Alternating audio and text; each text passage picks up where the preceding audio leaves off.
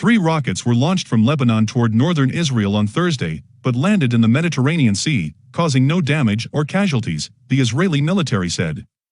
The rocket firing threatened to open a new front in the escalating fighting between Israel and the militant Palestinian Hamas group in Gaza.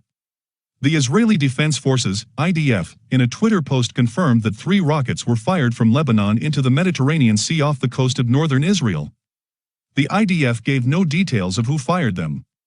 But 2 sources close to Israel's archenemy Hezbollah told the AFP the Lebanese Shiite group had no link to the incident.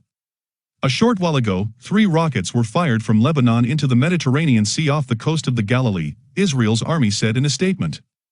According to protocol, no sirens were sounded. There was no immediate comment from Beirut about the incident.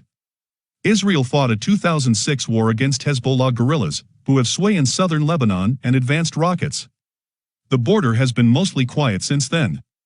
Small Palestinian factions in Lebanon have fired sporadically on Israel in the past. A witness in the northern Israeli port city of Haifa said she heard 3 explosions shortly before the rocket salvo was reported. No sirens warned of the launch, something the military said was according to protocol an allusion to Israeli air defenses that ignore rockets set to hit unpopulated areas.